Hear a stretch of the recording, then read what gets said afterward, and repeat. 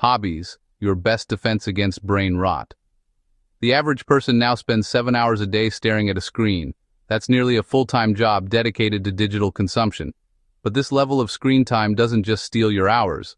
It actually rewires your brain, shortens your attention span, and trains you to reach for your phone the moment you feel even slightly bored.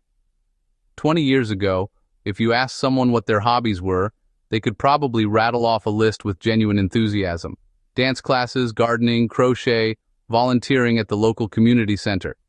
But these days, when I ask people that same question, I watch them go blank. They pause and say something like, "What are my hobbies?" Social media has trained our brains to chase quick dopamine hits, and anything slower will feel dull at first. But hobbies can actually retrain your brain to focus and find genuine enjoyment in the real world again. On this channel, we explore the strategies and mindsets that help you build your dream life.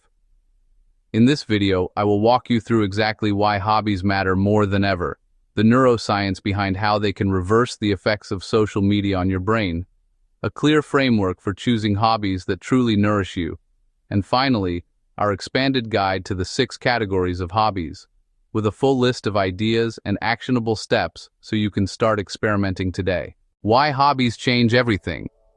In 2023, a landmark meta-analysis published in Nature Medicine, covering 93,000 people across multiple countries, delivered a powerful verdict. What they found, consistently across every population, was that hobbies improve mood, reduce depression, support physical health, and increase life satisfaction. Certain hobbies, like creating art or learning a musical instrument, were even shown to increase brain volume and improve memory, potentially reducing the risk of developing dementia later in life. It's not just a nice to have. The science is clear that engaging in a hobby is a fundamental component of a healthy life, as crucial as diet and exercise. So how can a simple pastime literally heal your brain, restore your attention span, and help you enjoy real life again? To understand the cure, we first have to understand the problem. We joke about having TikTok brain, but the science confirms it's a real phenomenon. When we consume rapid, fragmented content, our brains get overwhelmed. Over time, they begin to rewire. This isn't just about feeling distracted. It's about a measurable shift in our core cognitive functions. Studies from institutions like University College London have found that heavy social media use is linked to measurable reductions in memory, decreased cognitive control, and a genuine erosion of our ability to stay focused. This happens because we're disrupting the delicate balance of our brain's 3 key attention networks. The default mode network, our brain's idle state, becomes overactive, leading to anxiety. The salience network, which decides what's important, gets trained to crave constant novelty. And most critically, the executive control network, our brain's CEO responsible for focus and discipline, gets progressively weaker. But social media is not just shortening our attention spans. It is also degrading our ability to enjoy life itself. You have likely heard of social media addiction, but have you heard of digital anhedonia? It's a term researchers are using for the reduced ability to find enjoyment in real-world experiences following prolonged digital overstimulation. This happens because social media is actively restructuring the brain's reward system. The good news is that our neurobiology is governed by something called homeostasis, the process through which the body regulates and balances its systems. In the brain, dopamine receptors receive signals triggered by dopamine release. When social media floods the brain with dopamine through its variable reward schedule, that unpredictable rush of a viral video or a sudden cascade of likes, those receptors become overstimulated. To restore balance, the brain downregulates them, making them less sensitive. The same stimulus now produces less reward, so you need more of it to feel anything. This is the very definition of tolerance, the first step on the path to addiction. The problem becomes painfully clear when you step away from the screen. Your brain has recalibrated its baseline for what counts as rewarding. A quiet walk in the park, an hour reading a book, or a conversation with a friend doesn't produce the same dopamine surge. So they feel flat. They feel boring. Your brain, accustomed to the intense, unpredictable highs of the digital world, struggles to appreciate the subtle, earned rewards of the real one. This mirrors something I observed while training and working as a doctor. When helping patients quit smoking, we recognized that removing the habit left a void. The urge to smoke is a powerful habit loop, a cue like finishing a meal, a routine lighting a cigarette, and a reward, the nicotine rush. Simply telling a patient to stop is rarely effective because the loop remains. Patients would feel the familiar urge and have nothing to redirect that energy toward. Rather than trying to block the impulse entirely, we help them hijack the loop. A common suggestion was to keep sugar-free lollipops on hand. The cue is the same, but the routine is replaced, reaching for a lollipop instead of a cigarette. It filled the void without feeding the addiction. Hobbies serve the exact same function for our dependence on digital distraction. The cue is often boredom or a moment of transition. The routine is picking up your phone. The reward is a quick, shallow hit of dopamine. By consciously choosing a hobby, you replace that routine. Instead of picking up your phone, you pick up a guitar, a paintbrush, or your running shoes. The difference is that hobbies deliver what neuroscientists call slow dopamine and serotonin, rather than a spike and crash. They engage your hands, your mind, and your senses, strengthening your brain's weakened executive control network. If social media is junk food for the brain, hobbies are whole, nourishing food. They retrain your brain to find satisfaction in effort and process, not just outcome. This connects beautifully to a concept the ancient Greeks called eudaimonia, the idea of human flourishing, of reaching our highest potential and deepest enjoyment through living a life of virtue and purpose. It is not a shallow or fleeting kind of happiness, but a richer sense of meaning and flow. Hobbies are one of the most accessible paths to that kind of fulfillment. They are a practical, powerful way to take back control of your attention, your brain chemistry, and ultimately, your ability to experience the richness of a life lived fully. About 5 months ago, I realized I had no hobbies. I had just become a father 8 months prior, and as my wife and I were navigating the beautiful chaos of new parenthood, I had this moment of clarity. As I was getting back into my normal routines, I thought, I want to do something for myself. And then immediately, a more difficult question followed. What do I even want to do? I realized I had gradually replaced most of my hobbies from childhood, school, and university with work, productivity tasks, or the endless, mindless scroll on my phone. The spaces that once held joy and exploration were now filled with obligations and digital noise. It felt like a slow, quiet erosion of a part of myself. So I set out to build a framework for choosing hobbies intentionally, not just stumbling into them. The simplest filter is this: what would genuinely bring me joy right now? But to go deeper, we can use a more structured approach. One useful lens is the effort recovery theory. Most things we do fall into one of two categories.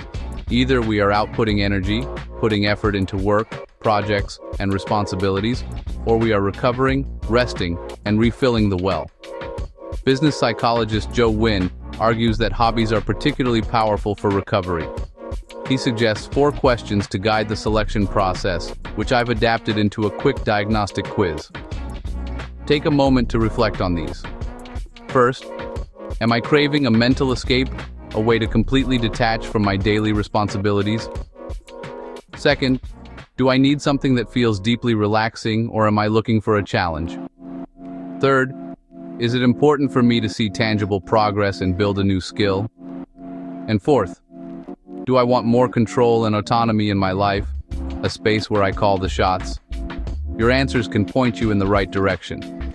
For instance, if you're an overwhelmed professional craving detachment and relaxation, a hobby like pottery, gardening, or even learning a musical instrument could be perfect. It's about finding a flow state away from spreadsheets and deadlines. If you're a creative soul feeling stuck and wanting to see progress, maybe it's time to try something with a clear learning curve, like coding, woodworking, or digital illustration. And if you're a new parent like me, feeling a loss of autonomy, a hobby that gives you agency, like training for a 5K, starting a blog, or joining a local sports team, can be incredibly empowering. Now, a word on common pitfalls. First, avoid the gear-first trap. You don't need the most expensive paintbrush or the fanciest running shoes to start.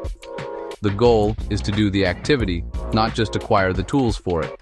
Start simple and upgrade only if the hobby sticks. Second, watch out for schedule friction. Don't try to cram a new 2-hour hobby into an already packed week. Start with just 15-20 minutes, a few times a week. Make it so easy to start that you can't say no. Finally, I want to name directly the biggest pitfall of our time: hobby grindification. This is the immense pressure to turn every pursuit into a side hustle or a content series. You do not have to monetize your hobbies. You do not have to post about them on social media. A large part of the value of a hobby is simply doing it for its own sake, for the pure, unadulterated joy of it. It's a private sanctuary in a world that demands public performance. Let your hobby be just for you.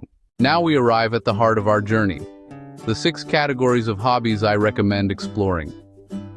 The goal isn't to become a master of everything overnight, but to have a balanced portfolio of activities that nourish different parts of you. And rather than getting stuck in analysis paralysis, deliberating endlessly over the perfect hobby, I encourage you to adopt a scientist's mindset. Run small, low-stakes experiments. Commit to just 1 or 2 sessions of something and simply observe how it feels. That is exactly what I did when I first felt the pull to bring more intentional leisure into my life. I tried Shaolin Kung Fu, Latin salsa, Chinese calligraphy, pottery, and painting, all within a short period. Some things, like the Kung Fu, did not stick. It felt more like a chore than a joy. But Chinese calligraphy immediately felt right. The focus, the flow of the ink, the quiet meditation of it. I have kept at it for years. The goal is to keep experimenting until something clicks, until you find that activity that makes you feel more alive. First up, creative hobbies. Let's dismantle a common myth right away. Creative hobbies are not reserved for creative people. Even if you believe you have no artistic ability, I promise there is a creative form that will feel natural to you. I say this from personal experience. As a child, my art teacher told me I was bad at art. That single comment became a narrative that stuck with me for years, a self-imposed label that prevented me from even trying. But the truth is that every human being carries a creative impulse. It's a fundamental part of our nature. What matters is the act of showing up and making something, not whether the result looks a certain way or is good by someone else's standards. The value is in the process, not the product. So, what does this look like in practice? The options are endless. For those just starting, you could try doodling or Zentangle, which are wonderfully meditative.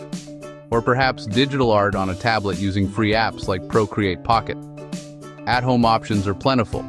Try baking or cooking a new cuisine, arranging flowers from the grocery store, or even starting a scrapbook with old photos.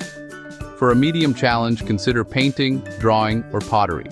If you're drawn to words, there's filmmaking, photography, graphic design, and writing of any kind, whether fiction, essays, or personal reflection. And for the musically inclined, singing, playing an instrument, or producing your own tracks. Remember, you can start small. A friend of mine began by simply arranging found objects, leaves, stones, twigs, into little sculptures on his daily walks. It cost nothing, but it opened up a new way of seeing the world. On the subject of writing, I want to mention something that has genuinely helped me. My brain often moves faster than my fingers can type, and that gap used to frustrate me is a voice-first writing tool available on both Mac and Windows. I speak my thoughts aloud, and it transcribes and cleans up what I say in real time, removing filler words and structuring sentences appropriately for whatever format I need. It adapts to different writing contexts, which has saved me significant time. Our second category is intellectual hobbies. If you have ever felt a loss of forward momentum after leaving formal education, this category is for you. Our society often frames learning as something that happens within the walls of an institution, a phase of life that ends with a diploma. But intellectual growth does not have to end with school. In fact, it becomes far more enjoyable when you are the one in the driver's seat, choosing what to learn and following the breadcrumbs of genuine curiosity rather than obligation. This is about reclaiming the joy of discovery for its own sake. This includes the simple, profound act of reading, both fiction and non-fiction. You could also try learning a language which literally rewires your brain, or dive deep into history, philosophy, astronomy, or any subject that genuinely draws your interest. Budget-friendly options are everywhere. Listen to educational podcasts, watch documentaries, or use free language apps like Duolingo. One important note here: do not only pursue topics you judge to be useful or productive. Pursue what you are authentically drawn to, because genuine interest is what makes flow states possible. And research consistently shows that engagement with a hobby predicts its benefits more than any other factor.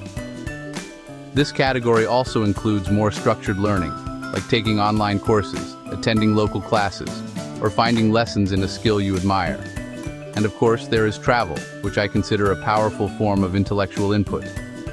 Immersing yourself in a new place, culture, or cuisine, even in a town just an hour away, shifts your perspective in ways that are hard to replicate any other way.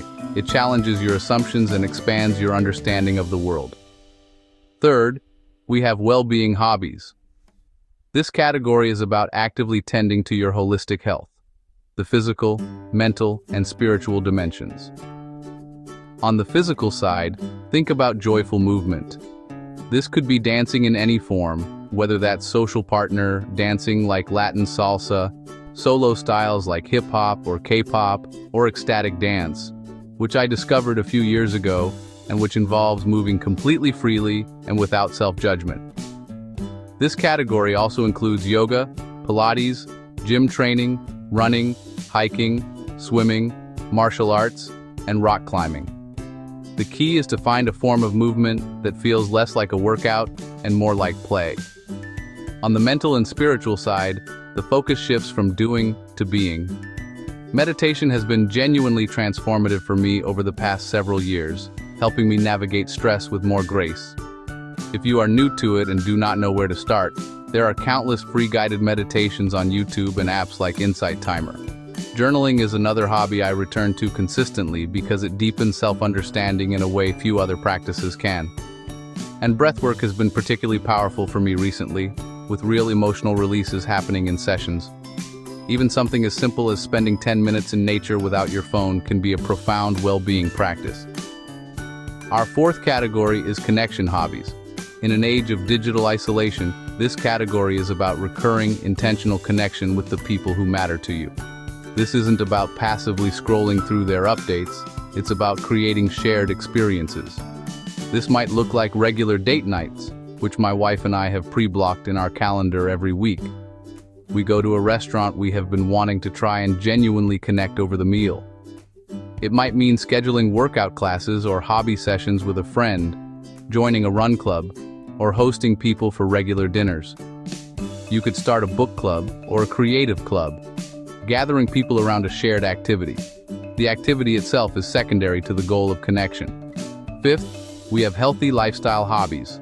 While this overlaps with well-being, the focus here is on building the foundational, repeatable habits that support your physical energy and vitality day in and day out. Think of these as the bedrock of your health. Simple, accessible ideas include a daily walk or short hike, cycling to run errands, or starting your day with a 10-minute stretching and mobility session. You could explore strength training at home with body weight exercises, or take up swimming or bouldering for a full body workout. This category also includes habits that nourish you from the inside out, like home cooking, weekly meal prep to make healthy choices easier, or even starting a small herb garden on your windowsill. The goal is to find something you can integrate into your daily or weekly rhythm, making health a consistent practice, not an afterthought. Finally, our sixth category, personal growth hobbies. These are activities you undertake with the specific intention of building your character and capabilities. They stretch you beyond your comfort zone. This could be committing to a journaling practice to build self-awareness, or creating an intentional reading plan focused on a specific area of self-improvement. It could mean learning a new language to build discipline, or joining a public speaking or improv club like Toastmasters to build confidence. Other powerful examples include volunteering or mentoring to develop empathy and leadership, taking structured online courses to gain new skills, mastering your personal finances by learning to budget, or implementing systems like time blocking and monthly reflection reviews. Choose one challenge that both excites and slightly intimidates you, and commit to tracking your progress weekly. This is where you actively sculpt the person you wish to become. The key word across all these categories, but especially for connection, is recurring. Consistent, scheduled touchpoints with people, with your creative self, with your body, with your mind, are what build depth and create lasting change over time. So here is a challenge for you: the 30-day experiment. Pick one hobby from any of these categories that sparked your interest. Just one. Commit to engaging with it for 30 days. It doesn't have to be daily. It could be twice a week. The goal is simply to show up. Get a calendar or a notebook. Mark down the days you plan to do it. And on those days, just do it for 15 minutes. After each session, write down one sentence about how it felt. At the end of 30 days, you'll have real data on what works for you, moving you from thinking about hobbies to actually living them. It is one thing to watch a video like this and feel inspired. It is another to actually do something with that inspiration.